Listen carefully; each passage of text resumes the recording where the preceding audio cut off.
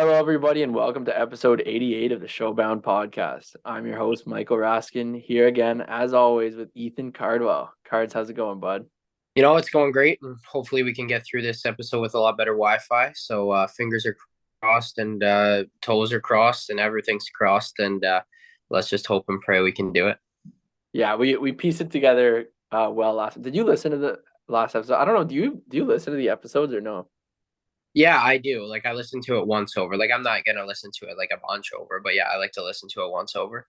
Okay, I didn't know that. That's interesting because I obviously don't listen to it because I listen to it like 15 times when I'm editing it, and I'm like absolutely annoyed by the end of that I can't hear it again.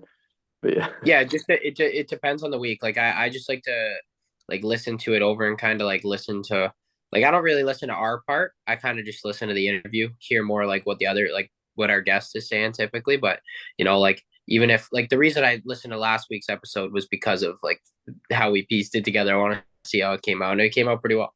The phone call sounded cool when we switched to the phone call. It sounded like when call people call into the radio and stuff Yeah, like that's that. It's exactly what I was thinking. we Yeah, should have a hotline that people could call in to the Showbound hotline, and we take questions live on air. that would be sweet, man. There's an idea for down the road. But anyway, I mean, what's going on? Like the Colts are back at the win column, I saw. So what's going on in Barrie? Yeah, obviously two big wins for us, and like mentioned it on the episode last week after a couple tough losses that it was just a matter of time before things kind of came together. And you know what, everyone worked hard at practice, like during the week. We kind of like put in the work, did what we needed to do, started believing in ourselves again, and you know what, it paid off. And two comeback wins nonetheless too, which helps your confidence as well. And the goalies played outstanding as well. Yeah, and then you come here to Niagara on Friday. I'll be there. A lot of the Badgers guys are going to be there too. So maybe put on a show for us. I know you love that rink and you always play well there. I mean, I don't hate that rink, and I'm excited, man. I love coming there, and it's always a good crowd there in Niagara. So they always support their team very well, and I'm excited to go there, especially on a Friday night. You can't go wrong at the Meridian Center. Exactly. Yeah, we've been buzzing too, the Badgers, but we had two big wins like 6-2 and 5-1 this weekend. So a couple of statement wins there and two different goalies too, both playing well. So uh that was good. Actually, one of the things I wanted to say was on one of the morning skates on the Friday game, there was a tournament at our rink and they were like so for our morning skate, which was like 10 a.m. The game was at 11 a.m. or whatever. So the rink is like all minor hockey kids and parents like watching us at morning skate, and there was these kids like right up on the glass, and I'd never recognized their jersey before, so I just opened the door to ask them what team they were on, and they're like Durham Crusaders, and they're like, and we love your podcast, like we're big fans of Cardsy. They say, Uh, I was like, of course, like these Durham guys and they're fans of you and stuff. And they I don't know, well, yeah, I guess they knew who I was because they said we love your podcast. But yeah, they specifically said they're fans of you. Um, so that was cool. And then they were just watching morning skate and stuff. Um, but yeah, it was that was pretty cool. So I wanted to bring that one up on the pod. yeah, I feel like it's so cool when we get recognized, like not only for like hockey or whatever, but like for the podcast, like especially like on its own, like it's kind of nice. It's like a little bit of pat on the back. It's like why we do it, right? Like we want to give back to the younger hockey players as well. Like that's our main audience. That's who we want to kind of inspire to play the game and stuff like that. So to hear that they're like big fans of the pod and of you and I, like that goes a long way for us. And that yeah, it's nice to hear. So that's pretty cool. The Durham Crusaders, go Crusaders. Yeah. And speaking of winning and stuff, I also want to shout out the Toronto Argos Grey Cup champs, who they couldn't have won it without me. If it wasn't me in the preseason, getting the boys fired up, getting free tickets from them, showing up, texting the boys, they couldn't have done it. So me and the Argos won the Grey Cup. So it was a good weekend there. Yeah, just another team that you kind of just snuck into that won a championship. So, Yeah. Yeah, I mean, I'll text them for a ring.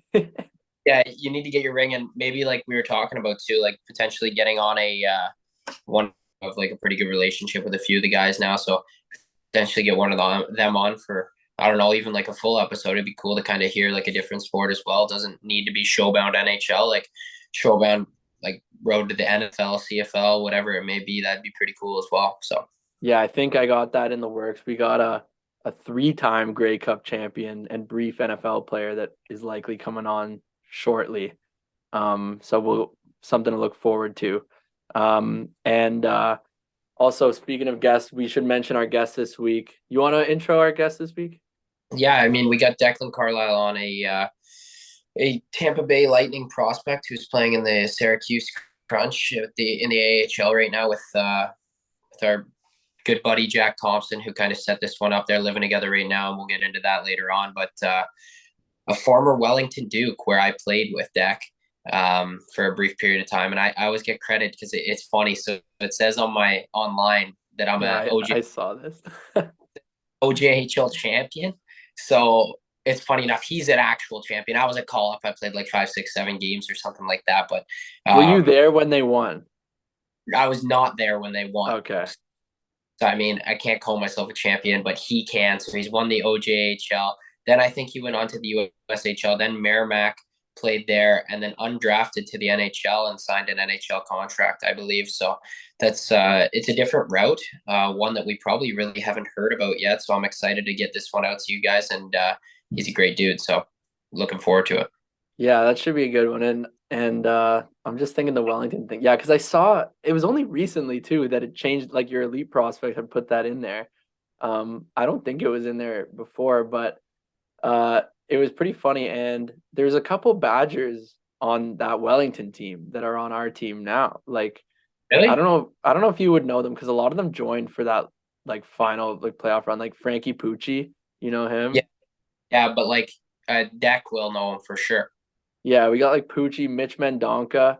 He I was on know. that. Donks played on the Badgers for 1 year.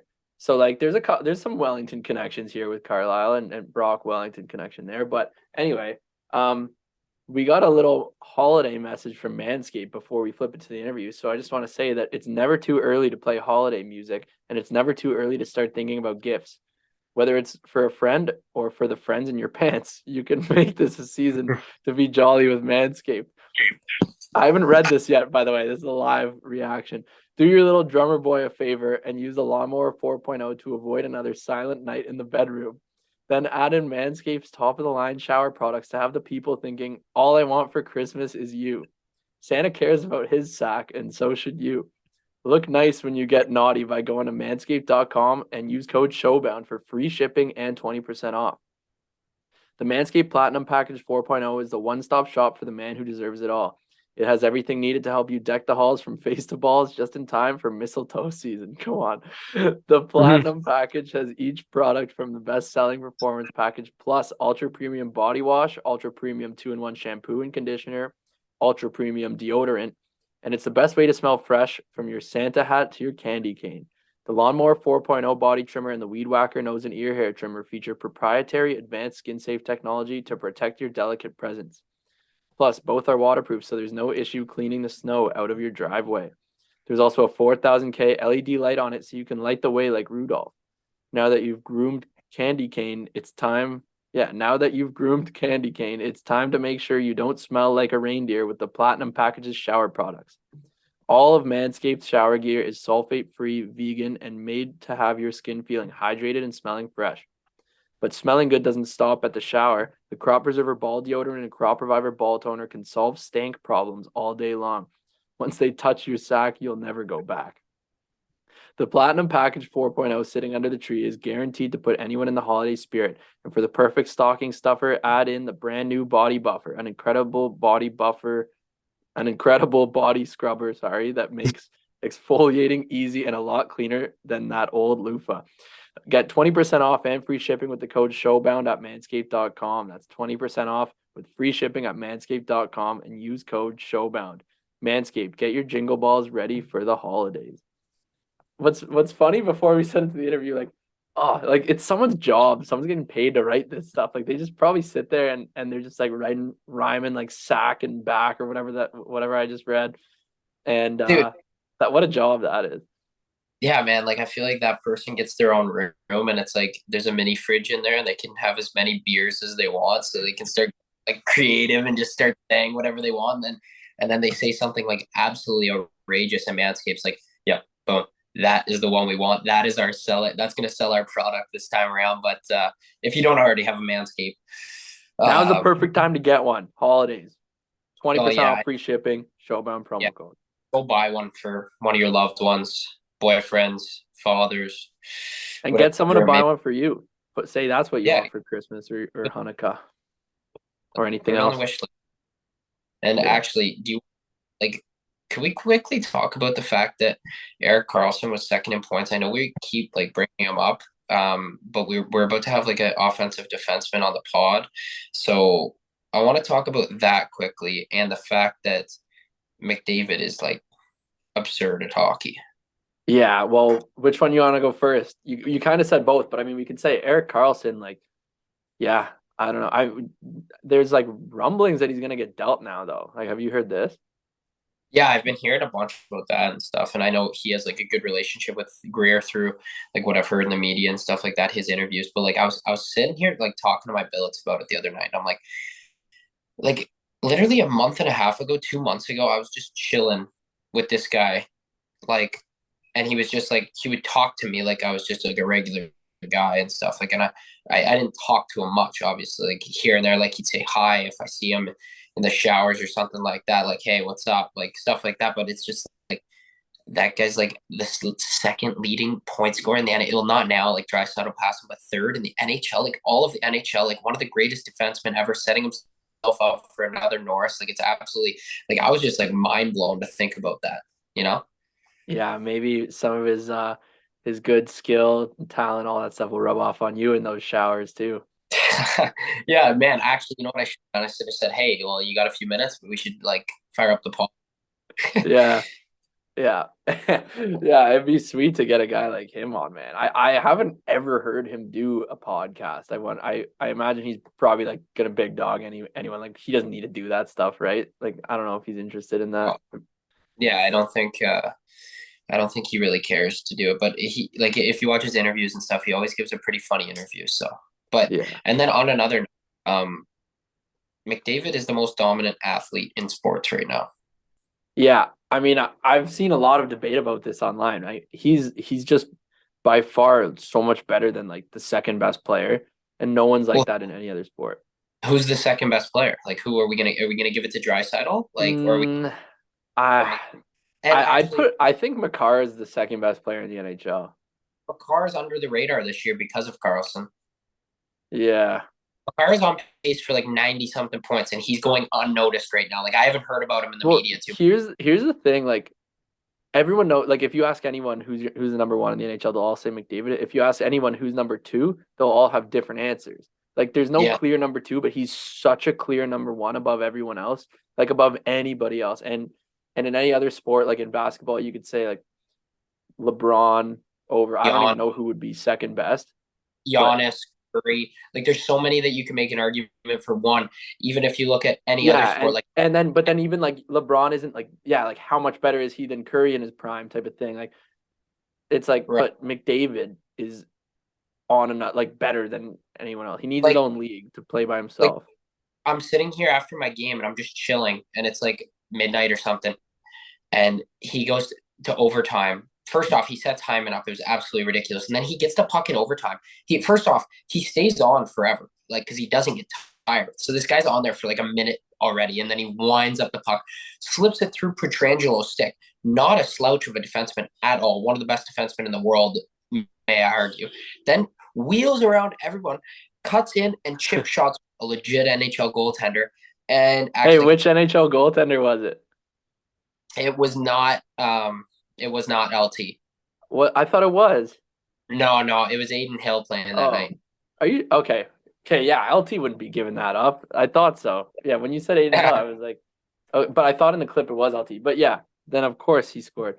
No, but he's legit, and the way he puts it under sticks that quick is crazy. Now, one thing I don't know if you even know this, but McDavid's best friend is on our Brock team. Um, Yeah. and and so we talk about McDavid a lot with him, and he was saying the other day that I don't know if it was after every game or every time he's on the ice, but he rebakes his skates. Like maybe it was like once a week or every ice session or something like that. Like, isn't that Oh, interesting? yeah, it's very interesting, and it like must be something I should look into because If he's skating that well, then everybody should be taking anything they can from him. Yeah, but and a guy like him, like, because I guess if you bake him that often, like they're probably gonna get worn out quick. But with all the CCM deal and stuff, like he can go through skates whenever he wants, so it's a little different like that. But Yeah, yeah, that was something interesting. But anyway, I mean, I guess you want to send it over to Declan Carlisle now. let's do it. All right, we're pleased to be joined this week by Declan Carlisle, and it's a pleasure to have you on. And I mean, it's good to talk to you again, bro. How have things been? It's been a while since the Wellington Dukes days, as we mentioned in the preview show. Yeah, man. Thanks for having me. Yeah, it's been a bit. It's been a long time since then. What were you, 15? And I was 17 years old at the time, something like that. So it's been a Yeah, bit. It's been a bit now. yeah, way back in the day, and we were actually kind of.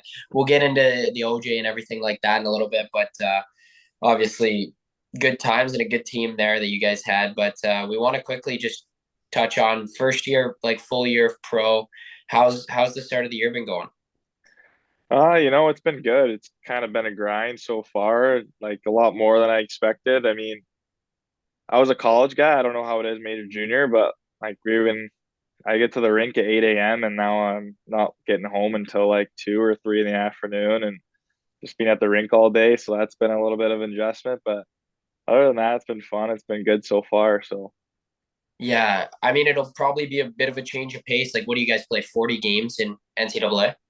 yeah, that's definitely been the biggest. Like the last 4 weeks now, I think we've played Wednesday, Friday, Saturday, which just isn't a Oh. thing in college hockey. So that's definitely been different too. Yeah, so you go from like a nice Saturday, Sunday here and there, like get your weeks off, just get pampered in the beautiful facilities to the job. So, Yeah, yeah, exactly. yeah, and the long bus trips and stuff. Did you guys fly at Merrimack? No, we're lucky. We're in Hockey East, so like BU, BC, like all those teams, like our farthest bus ride in conference is only like 3-ish hours. Oh wow. So it's actually nice. That's real good, and obviously that's a little bit different in the AHL too. The grind of the traveling and stuff like that too. But I want to touch on obviously you're living with friend of the show Jack Thompson. How's that been going, and how's like kind of the first time, like I don't know, you guys are living in like a big group house together. How's that going? Yeah, it's been good. I think it's a little easier for me, unlike those guys who haven't probably had like a bunch of roommates before, but no, it's been good. We got a good little system. I cook, they clean dishes. We all have our own bedrooms. Most of the guys have their own bathrooms, so you see Yeah. as much of them as you want to see, but no, it's actually great guys and it's been good. Yeah, and I know Tomer can't cook for shit. So Oh, when I lived with him in Sweden, he would be like, "Oh yeah, I'll do the dishes. You guys cook." yeah, I think the one night I haven't cooked, they set the fire alarm off in here, so that we put an end to that pretty quick. Yeah, quick trial and trial of the air came fast there, I guess. Oh yeah. That's hilarious. So actually, we that's like kind of a theme on our show a bit, eh? Cards like guys going to pro and they can't figure out how to cook. Oh yeah, it's an absolute dog show. It seems like every guy who goes pro who isn't a college guy living on their own already, their billets are making them gourmet meals all the time. They go to pro and they're like, I don't know what to do. Uber Eats, like that's about it. Yeah. There's a we talked about the NCAA versus major junior debate that maybe there's a slight advantage NCAA you learn to cook a little more just getting thrown into the fire. But um anyway, yeah, we mentioned the OJHL already. I want to talk about that, like go throwing it back to your first year junior there. But before that, like you were drafted by the Oshawa Generals. Were you ever thinking about going to the OHL or was it always NCAA? Yeah, that was like a weird scenario. I'm obviously I'm from Michigan, and then at 16 I went undrafted. I went to prep school for a couple years, and I ended up in Welly at 17, just turned 18. And I remember we were on the bus to like we were on the bus to the Dudley, I think. And next thing I know, everyone's like congratulating me, and I was like 18 years old, and I was like, they're like, "Oh, congrats, congrats!" And I was like, "For what?" Like I didn't even know. I didn't know what was going on. They were like, "Oh, you're drafted to Oshawa Generals." I didn't even know I could get drafted that late, but you know, I did I did debate it for a little bit just because of like the nostalgia, of like the OHL and growing up I'd watched like the Plymouth Whalers and like teams like that and stuff. So I was thinking about it, but I was already committed to school at the time, so that definitely had a big impact on my decision there. But no, the thought was definitely there for sure. Okay, so I didn't even realize you were drafted that season because in my head when I saw Wellington, I figured like you probably got drafted and then came to Wellington to be close or something like that. Yeah, no, I had no idea. Like I said, I was sitting on the bus and all the boys were like, "Oh yeah, congrats!" And I remember because we had Graham McCrory on our team that year, and his dad was like a big guy in Oshawa, something with Oshawa, I think, and he was like, "Oh yeah, yeah, congrats!" And I was like, "I don't even know what's going on right now," but yeah, I Actually, know.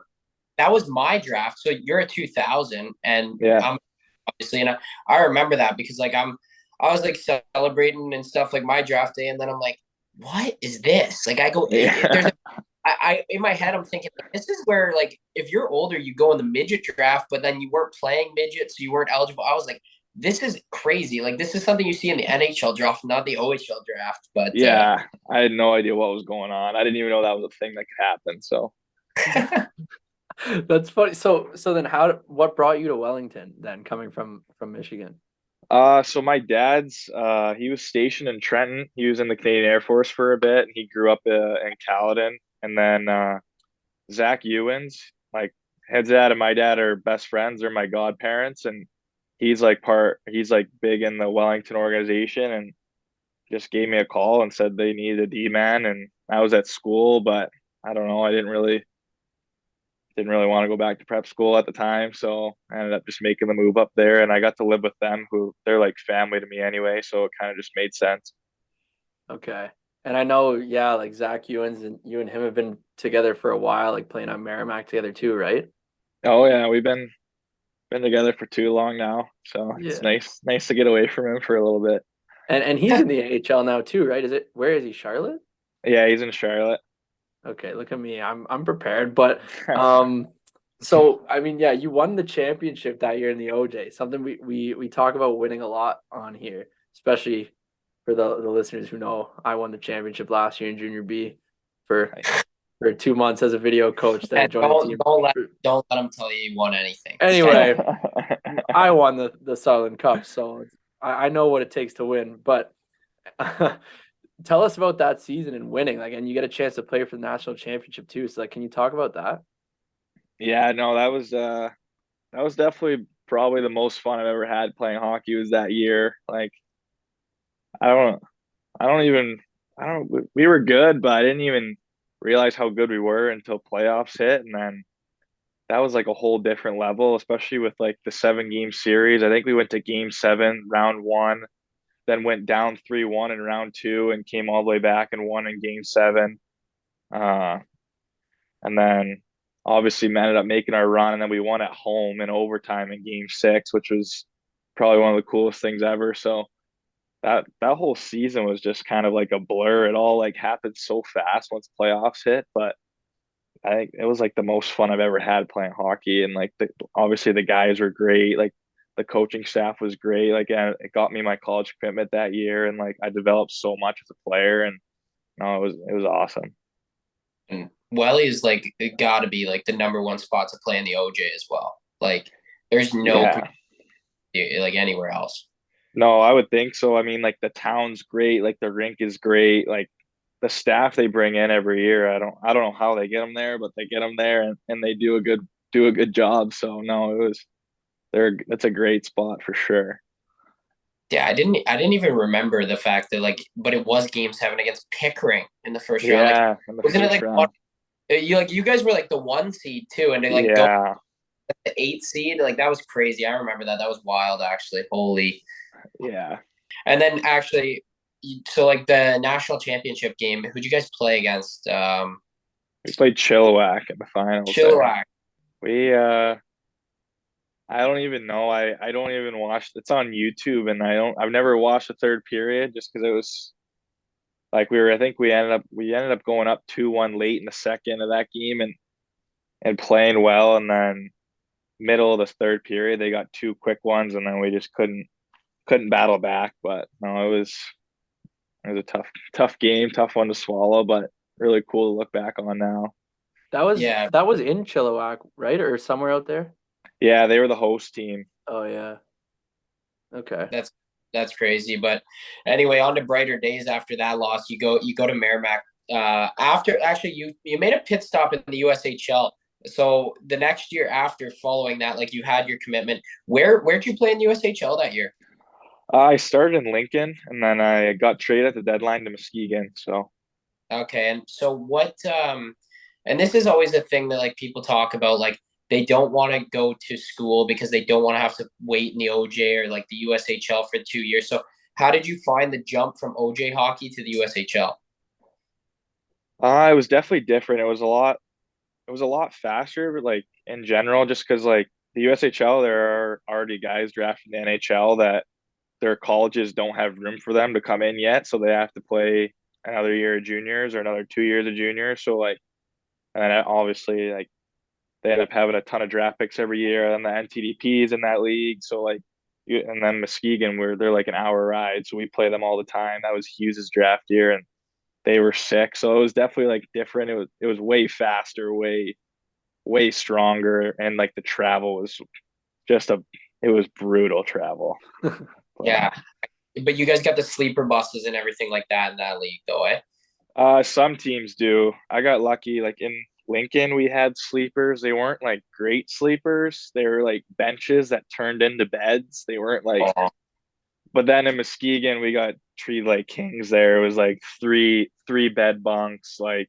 everyone to their own bed, like sheets and pillows on it for you, a TV in there, like I was gonna ask whatever about you the want. Sheets. We had what was his name cards? Your old goalie there in SAG. His name is slipping my mind. Lennox? No, the Russian one. Oh, Ivan Prosvetov. Yeah. Ivan talks about it. He got sent down to the ECHL and he didn't know you have to bring your own sheets on the bus and like he was on like a 20-hour roadie with no sheets and like no food and like Dude, that's the grind. So you got lucky there for sure. But then obviously after that year, you went to Merrimack after your commitment and everything like that. So why was that the school you chose? Honestly, I was a really late bloomer. I committed after they had the CJHL prospects game in Wellington or in Mississauga my year, and all I remember is some D got a concussion like the night before, and I got the call like the morning of like the report day for the prospects game, and I filled in for him, and I ended up scoring and having an assist in that game. I think we lost like 4-2, and like after that, I didn't have a single phone call from a college before that, and then after that game, like I had I had like 4 or 5 visits lined up, and then I don't know, it just like ended up seeing like Coach Carr was there. He ended up not even coaching me there. He ended up leaving, but he just seemed like they really wanted me there, and it seemed like it was going to be a good spot. Like it's a smaller school too, which was like a big draw for me. Like I'm like I like my classroom smaller. Like I'm not a big lecture hall guy, and I need to like dial into class, so I'm going to go to class. You know what I mean? So I need like a teacher like on my ass all day if I'm gonna like get it going. So that helped, and then like that it was in a great conference too, and it seemed like they were trending in the right direction, which right now they are. They're having a great season right now too. So it just ended up seemed like the right fit for me at the time. Yeah, and speaking of that, like a couple visits lined up and everything like that, were there any other schools that you were kind of contemplating or that you had maybe in mind? Uh, Not really. Like later on, like even after I committed, like I had a couple more offers like come later when I ended up going to the USHL, but I'm like a pretty old fashioned guy. It's just like how my dad is too. So like once I give my word, that's what's gonna happen. So I gave my word to Merrimack, and like I wanted to go there. Like they're my first offer, and I stuck with them, and I mean I couldn't be happier now, obviously. So Yeah. Mhm. Definitely worked out for you. Now, I'm just curious going back to the USHL quickly. Obviously, you said you got traded at the deadline from Lincoln to Muskegon. Did you know you were gonna get traded or have a feeling? And then like now at that point, you've moved 3 times in like a year, maybe even more than that. Like, so how's that for you from like away from the rink from just a living perspective? yeah, it was kind of a funny story how it all like transpired. Like we were just not very good in Lincoln at all. Like we were really young and like just weren't very good, and so they just started dishing everybody to get picks, and uh, pretty much anyone that wasn't coming back for a second year, like they were just getting rid of everybody for whatever they could. And I heard that Youngstown was where I was going to end up, and I actually remember we were supposed to travel to Madison on like a Thursday. We had morning skate. I practiced, and in Lincoln we have two colored helmets, and I just remember like coming back in the locker room and like all my shit was gone out of my stall, and I was like, what the hell is going on? And they were just like, oh, you could go talk to the GM quick. And I was like, oh, okay. And I actually got traded with a teammate to Muskegon. We both ended up getting traded. So we got called in. He was like, yeah, we're going to trade you to Muskegon. And Tri-City is only an hour from Lincoln. And Muskegon is an 18-hour bus ride. You have to drive through. So they're like, oh, yeah, they're just going to pick you up from Lincoln tonight. You're going to play in Tri-City Friday, Saturday. And then I went back and played Lincoln with Muskegon on Sunday. So it Wow. was it was just like the craziest turnaround. I didn't even move out of my billet. I just put grabbed a suit bag, a suitcase, hopped on the bus, didn't know anybody, went, played two games, then went back to Lincoln, played in Lincoln, like it was just so weird. Then I packed up my car and drove instead of taking the bus back, like 18 hours. My dad ended up flying down and driving it with me, but it was a weird one for me. Yeah, I Wow. guess so. Yeah, that's such a weird one. And then obviously, like, so how'd it go the rest of the year with Muskegon? They're always like a wagon, like you said. So how was that? Yeah, no, it was fun. Like I went from like on a team that was losing every weekend to a team that was winning every weekend. So that was obviously fun and different. And like I think we lost in the Eastern Conference Final to the Steel, who are always good too. Um, but no, yeah, it was fun to be on like a playoff team for sure.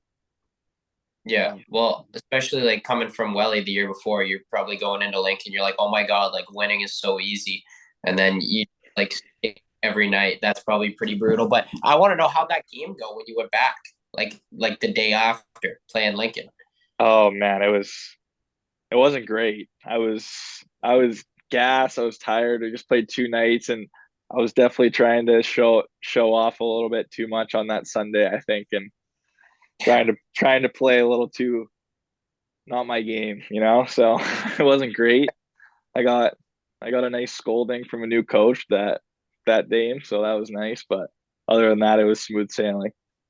Yeah. What better way to be welcomed into a new team than play your old team and get lit up by your new coach? That's perfect. But let's tee off here with the rookie season. And you had 22 points in 34 games as a D man, as a freshman too. Might I add? Like those are legit numbers in college hockey for a forward for anyone really. So, can you talk about that year? Like you were obviously lighting it up and feeling pretty good about yourself. Yeah, it was just one of those things where I think I just took the opportunity that presented itself. I mean, I didn't really like going into weekend one of the season. We had a transfer from Maine. He was supposed to be playing, and then he couldn't play because he was getting the transfer done. And then I ended up sliding in the lineup that night, and then kind of just took off from there and didn't stop. But no, and it was a good year for me for sure. Yeah, and how did you find the adjustment level from now you've jumped like 4 years in a row. You went from prep to the OJ to the USHL and now to NCAA at this point. How was that for you? Adjustment like and you're playing against like really old men. Yeah, no, it was different. Like everyone's just like college hockey is like everyone's so old, like for the most part. Like I took a year off before going to school, and I think I was the second youngest guy there still. He was the only true freshman we had. Um, but yeah, no, it's different, especially playing in that conference with like my freshman year was the same year as like Zegras, Newhook, Boldy, like Spencer Knight was there. We were playing them every weekend, and like Leonard was there at UMass still, and Murray was the goalie there. Like every weekend we're playing those guys, and they're like 3 or 4 years older than me already, and have 3 years of college already. So it was it was way different. But Yeah, I can only imagine. And obviously, you did pretty well for yourself. The numbers speak for themselves. But you were talking about maybe struggling in the classroom if you didn't have somebody on you. So how was that adjustment? You'd taken a few years off school, and now you're right back in the thick of it.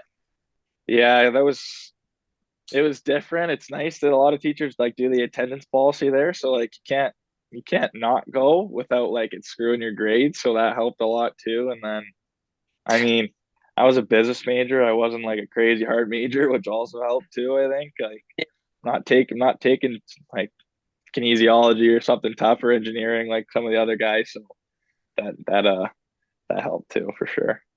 Yeah, definitely plays a factor. And I mean, you continued to improve over your like 2 more years there, and like your third year. Like, what did you change over year one to year three as a player?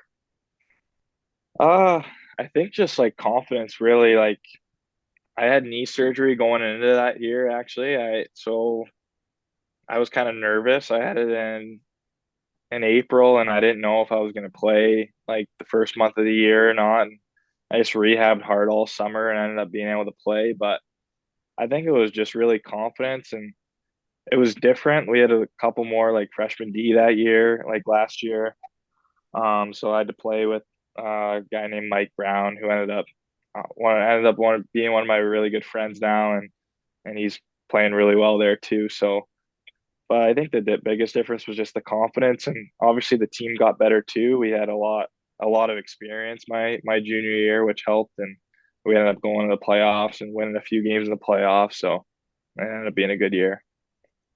Yeah, and you talk about like it being a great school and stuff like that. Are there any specific memories? I know it's tough when we throw you on the spot like this, but that stand out from your time at Merrimack? Oh man, depends on what kind of memories you want, I guess. But they like we had a whiteout, we had a home playoff game and sold out whiteout against Maine. That was really cool, like something I'll always remember. And then freshman year, we swept Providence. They were like 10th in the country, and we were already eliminated from the playoffs. And we beat them 1-0 away, and then beat them at home the next night. That was really cool. And then, yeah, I mean, those two probably stand out hockey wise for me for sure. Like those were two of the best weekends, I think, for sure. Yeah, there's probably some off ice curriculars involved too, but we'll leave that for. Yeah, for later for the return episode. But I'm curious, like in your last year, at what point did you know you had like a contract locked up? Like at what point in the season did you have that ready? uh, Honestly, I don't really know. I didn't think about it a lot. Like I tried not to really worry about it, especially like I'm an undrafted free agent. I have 2 more years of school if I want it. Like I don't know. Like I knew there was like a possibility early on in the year, but I had to have a good year, so I didn't really want to worry too much about it. But I'd say probably the last couple of weeks of the year, like just some talks with my agent and talks with some teams, and I was like kind of started to come together. But at the end of the day, like you never know until like that contract's in front of you. So I probably the last like not until the contract really got in front of me, I don't think I really knew what was going to happen. So Mhm. So was it like any other teams actually in the mix? Like did you have any choice, or was Tampa the only one or the first one to make the offer? yeah, I had a couple options, but Tampa just seemed like the right fit at the time. I said all the right things, and they said that they've obviously been trading a lot of like draft picks away the last few years for their cup runs, and so I think that just seemed like the best fit for me at the time. Mm-hmm. Clear up some room for you there. So like we asked this question a lot, but signing your entry level contract, have you made any big purchases or anything like that? Like anything cool you bought yet? Uh, no, not really. I'm not a big spender, but living with these guys, like they order shit every day. Like I think Jack Finley has a new package at the front door every single day we get home from the rink. That's insane. And then we got JT, who's the biggest big shoe guy. He's ordering shoes every day. So I gotta stop hanging out with them, I think, or I'm gonna start spending a lot more money than I really want to. Yeah, Yeah. that's not ideal. What like are they also too? So you can't cook. Like if you're not like in the mood to cook or something, are they ordering food? Like no, they're ordering food for sure, right? Finner will cook every now, like for the most part. He can cook his meat. Gonzo will never touch the kitchen. JT tries. I think they made pasta the other night for the first time, and he didn't even know. I don't even know. I had to tell him how to cut a tomato at the time, so it wasn't. I don't know how well that went after I left, but Oh, but how? So what do you guys got? You got you and four others in that house. me and three others. Three others. Okay, that's not bad then. And like you said before, yeah, it's working out well. And I want to get into this year a little bit and like kind of your AHL like start of your career. And you ended up like after your contract, you finished the year with the Crunch last year and went on a little playoff run with them. So you want to talk a little bit about that? Yeah, I ended up signing and coming to Syracuse, not really knowing what to expect, and they had a very like when I got here. I think the day I got here, I think we ended up going on like a 12 game home winning streak and ended up making the playoffs. We weren't even in a playoff spot when I Mm-hmm. got here. And then, yeah, it was weird. Like, I was here, but I was in and out of the lineup. Like, it wasn't like cemented anywhere, which is like obviously normal. I just got here and they had 60 that were already playing. So it wasn't like a big deal and just working out. Like, but then we ended up getting an injury like late in the year, and I got some games in, and I ended up playing like 4 of the 5 games in playoffs, and then we went to Laval, and that was probably like one of the coolest things. Like they did a full sellout whiteout, like 18,000 people in the rink, like for their game 1 of playoffs, and that was like by far like the coolest thing I've ever seen for sure. Yeah, that's wild. And like, do you think that time at the end of last year, like even though you're like in and out of the lineup playing here and there, do you think that like added a little bit of confidence coming in this year, just like with being comfortable with the boys and stuff like that? Yeah, no, it helps for sure. Like just knowing like the coaching staff and like this like pretty much just staff in general. And like I got to work on my skating a lot, which is like always been something I want to work on, like with the skating coaches and stuff here. Like even when I wasn't playing, that was huge. So no, it definitely helped a lot. Yeah, and obviously kind of you've picked on a like a hot start this year, like 4 goals, 6 points as like as a true rookie in the AHL, if a defenseman, that's pretty good to start off your career. But how are you finding this season's going? Yeah, it's been going better lately. It was tough like the first, I don't know, 5 or 6 games. I was still kind of getting my feet wet with everything, like like the practices and the schedule. But lately, it's been easier, like just kind of getting in a routine and like now we have the house. We're not living in a hotel anymore, which is like great. Like I've lived in a hotel for like 2 months until we moved in here, which is like crazy and just eating out every day and stuff. So Yeah. now getting into the swing of things now, which is nice. Yeah, that makes life a lot easier on you and all the boys, I guess. Like, yeah, because when you're eating, like, you have to eat out every single meal. Like, people don't understand that, like, that is, like, it seems so good for like 3 or 4 days. And then it's like, man, I'm sick of this. Yeah, I mean there's no like you eat the same thing every day from the same places. So Yeah, no, it gets brutal. Grass? I have a couple of Syracuse crunch questions for you so we can learn about your team a little bit. So, who's the best and worst chirper on the team?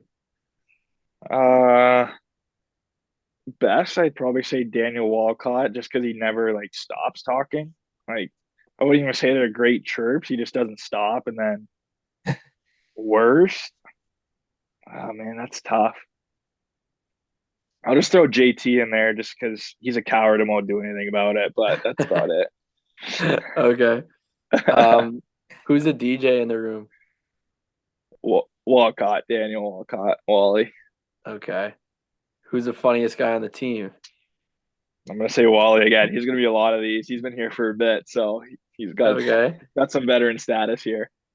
Who do you have for best dressed and worst dressed? Oh man, best dressed, probably our goalie Max Legacy. He's always styling pretty good, and then worst dressed. Man, if Perv is here, I'd say Nick Pervix, but he's not here anymore. He's big time now, but uh I don't know. I think everyone's pretty good, it seems like. Okay, that's an easy answer for you. But who do you think is most likely to be a coach when they're done playing? I'm gonna say our captain, Gabriel Dumont. He's been around the game for a while now, so he can't. He's got to be decent. He coaches his kids. I know that, so I'm gonna count What? that one. Oh yeah, No, like after like he'll go home from practices and stuff and like go coach a minor hockey team. yeah. He's been hurt like the last. This is gonna be his first game back tomorrow, so he's been coaching his kids' team the last month and a half, probably now. That's incredible, man. That's really good. That's gritty. That's the AHL right there. Oh yeah, the That's definition. that's funny. One more. If you were stranded on an island for a month with three other members of the Tampa Bay Lightning organization, who would you want them to be?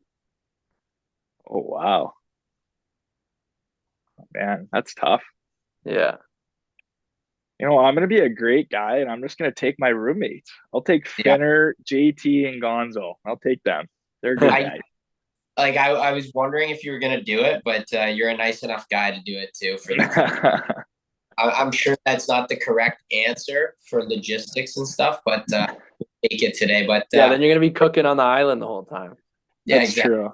But Yeah. that is true. There's not much cleanup for them though if you're on an Yeah, island. I was about to say there's not many dishes on an island, eh?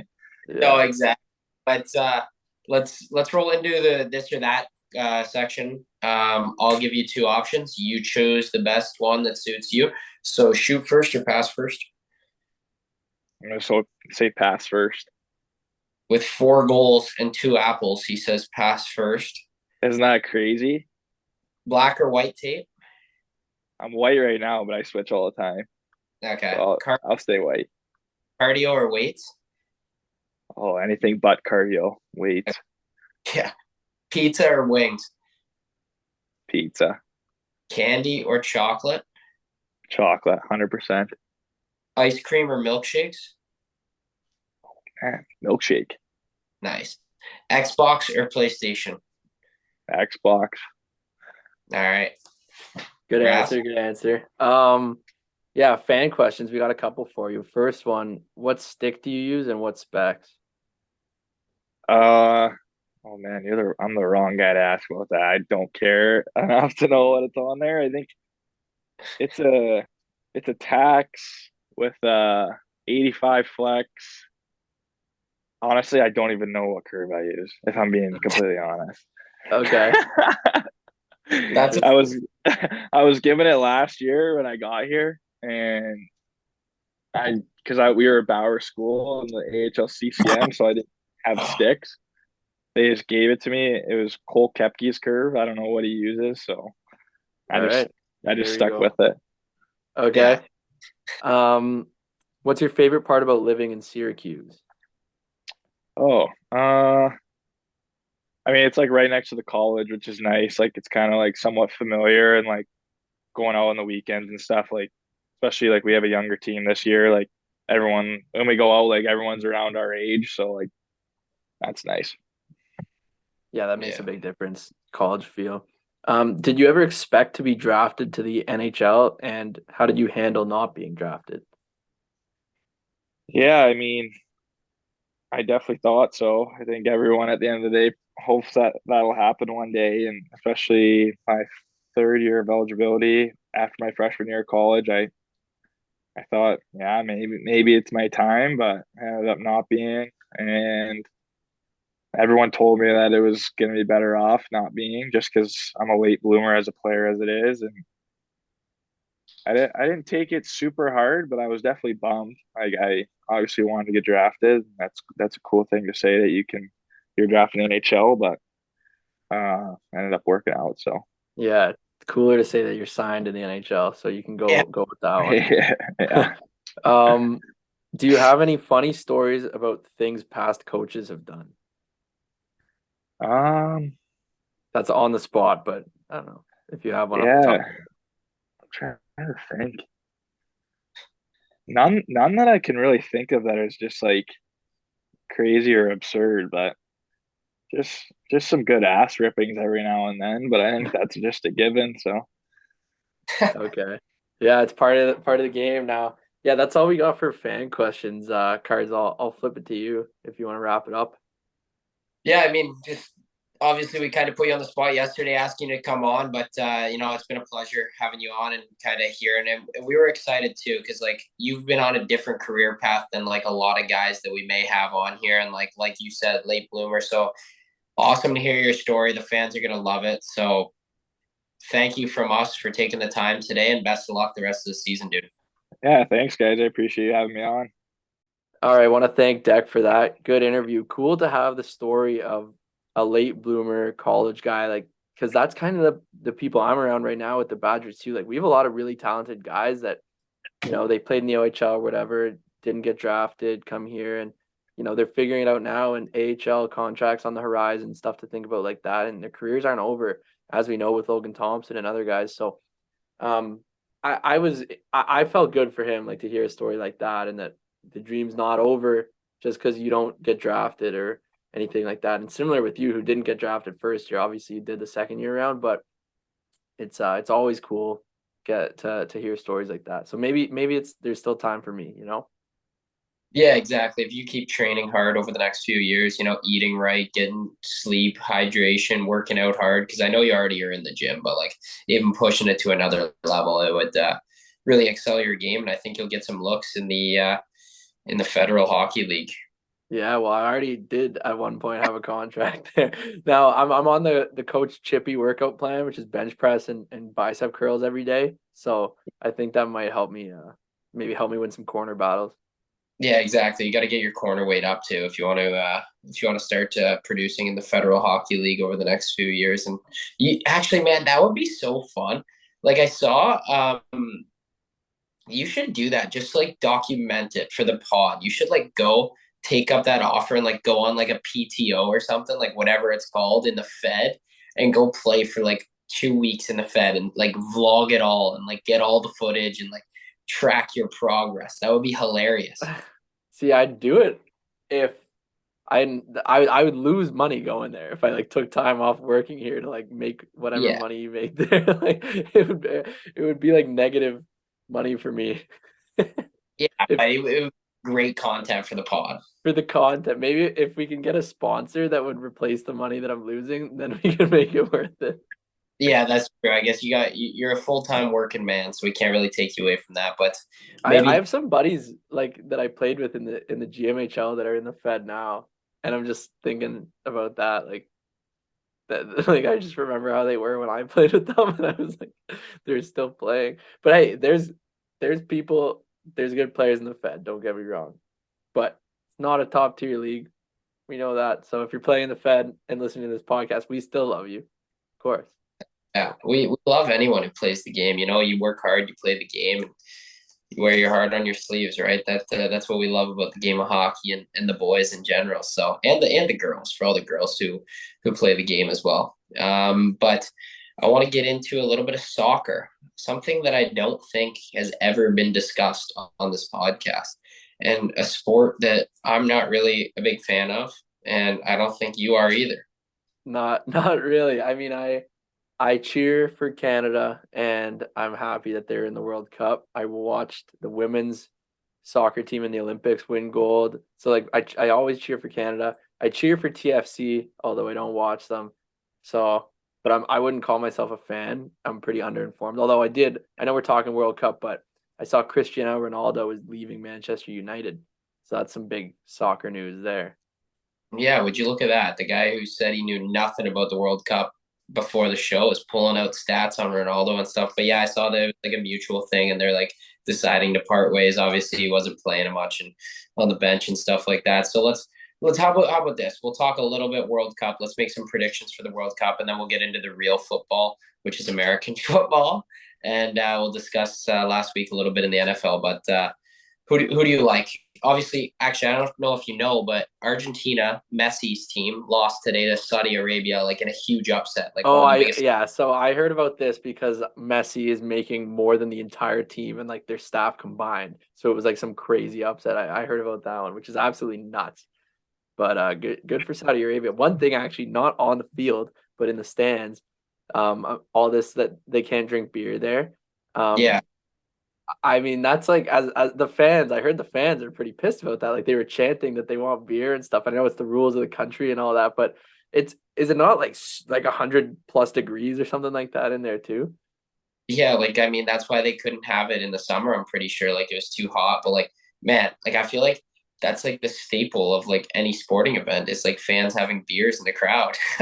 Yeah, so that's what I know about the World Cup. I don't know much. I'm cheering for Canada. I'm sorry to our listeners who now know I'm very uninformed, but got to shout out Liam Fraser on Team Canada, who I went to high school with.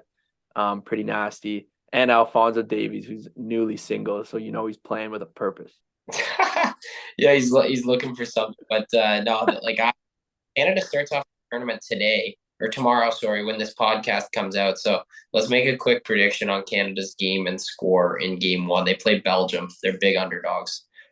Well, in typical soccer fashion, I'm gonna go 1-0, and I'm gonna pick Canada. Although I don't know, I don't think they're gonna win, but like I'm cheering for Canada, so I'm gonna go 1-0 for Canada. All right, I'm gonna make a guess, like based off the fact that I know Canada probably won't win this game. I'm gonna say 3-1 Belgium, but I would love to see a Canada win. Nothing would warm my heart more than that. But yeah, I mean, who do you think's gonna win it all before we flip it over to American football? If Canada doesn't win it all, then Brazil is what Cardzi Okay, told me. Cardzi told me to say that. I like that pick. I think it's a good pick. And I'm gonna go England just because of the heartbreak at the Euro Cup 2 years ago against I Italy. watched that, by the way. My brother and I, we watched the Euro, and Italy didn't. They won the Euro and they didn't make the World Cup, right? Yeah, how crazy is that? That's one thing too. Like, so that would be like legit, like Canada winning the World Juniors last year and the next year not making it, or in 2 years not making it. Like that's like equivalent. Yeah, it's actually nuts. And Italy's a powerhouse. Like they've won the World Cup so many times. So that's nuts. And we have like I remember one of our Brock recruits they're Italian and the dad is a big fan. And when they were coming in to tour the rink and stuff, I was asking their coach for some info. He's like, don't chirp the dad about Italy not being in the World Cup. So sure enough, I poked the bear. I said, so how about Italy not making the World Cup? And he was so mad. Oh man, that kid automatically went over to Laurier or something like that, Western or Queen, anywhere but your school now. Actually, we landed him, but that's No, for another good for you. day. But yeah. But yeah, I gotta say, how about them Cowboys? Terrible last week, but this week they bounced back 40-3 over the Vikings, who were supposed to be a good team, and just did not look good this week. But your Bills bounced back week as well after a tough loss to the Vikings. I didn't watch it, but I've been following the scores closely. I'm trying to get myself to a game in December, hopefully, finally. But obviously, the Bills they beat the Browns, and I think Bills Nation needs to relax because Josh Allen's still going to take us to the promised land. And this is the year. This is it. Yeah, I got a I mean, folding table right now. You're sitting on it, so I'm ready to break this thing when the Bills win it. yeah, okay. I want to see like, but hopefully you can go to a game. They need to get some snow down there, and I'm actually headed that way. Obviously, as you said, going to Niagara and everything like that. But so you're obviously in Niagara. Did you guys get it as bad as Buffalo? We didn't get it as bad as Buffalo, but it was pretty bad, man. Like, I think we got a little over a foot, so not as bad as they got, but it was like I had to like brush off my car 4 times in the one day. Like every time I was going, like I went out for breakfast. It was like 30 minutes. I was sitting down, and I had to brush off my car again when I came back. Like, it was it was a lot of snow, and it was snowing too fast for the plows to keep up with on the roads. So the Yeah. road, like the main highway was okay, but there was some closed roads and like it was really low visibility. Getting to the rink, we had a game that day, and I was shocked. It was against Waterloo. I was shocked they even actually made it. It was like brutal in the drive. And I was talking to their equipment manager who said like right when they got into St. Catharines, it was just terrifying. But they made it, and we sent them back home safely with a 5-1 loss. So, but we had a lot of we had a lot of snow. We got it pretty bad. That's funny because I went out to that, like I was coming out of the rink one day and like I didn't know it was supposed to snow a lot or something, but sure enough, my car's bunch of snow on it. I didn't have a wiper or whatever you call those things in my Yeah, car yet. brush. Here I am, yeah, brush. Here I am scraping my windshield with a hockey stick that I found in my trunk. I'm just picking it with the toe of the stick to get the ice off and stuff. But definitely wasn't ready for winter to kind of hit like that. But we're kind of well on our way to Christmas now, man. It's like crazy that it's like a month away. Yeah, we're right there, but that reminds me, like that's one thing I don't miss about Barrie. I remember I'd wake up, I had to park on the driveway in my house in Barrie, so like I'd wake up, my car's covered in snow, spend 15 minutes, like it's snow and ice there. It was always the ice, so you get the snow off and then you're chipping it, getting Oh off yeah. there, and then I go to the rink and when I'm, it's like 4 p.m. and dark in the winter, and then my car is covered again, so again, I'm spending the night like or whatever, spending some time doing that in the cold. And game days were the worst because like I wouldn't get out of there. It's like 11 p.m. and I'm just tired. And I've been there all day and I'm spending more time in the cold, brushing off my car. It snows so much there, but yeah, we got it pretty bad this week in Niagara for sure. Yeah, definitely. I don't get how you guys didn't get it so bad with like being so close to Buffalo, but obviously Declan McDonald from my team, like one of my good buddies here, his fam, like that's where he's from, and he was saying like they have a truck, and it was like over the top of the truck, and I'm sure you saw like the Bills, like players shouting out the like fans for plowing their driveway, stuff like that, so they could get to the airport. But definitely a hectic week in the sports world, and there's tons of sports on, so if you're listening to this podcast, you probably enjoy sports. So another big week, and yeah, I mean, what do you got? Like, is that it? Yeah, I think that's it. I mean, this has been a good episode. Good to get back on track. And next episode, if all goes well with technology and stuff, I believe we're going to record in person in Barrie. Yes, I totally forgot about that, but that will be next week. Yes, so we are looking forward to that one. That should be a lot of fun. Our first in-person pod, and yeah, let's make it work. So hopefully, there's no winter tundra coming to Barrie, and all can happen well. But I think from the boys here on the show, that concludes another episode of the pod. So we'll see you next time.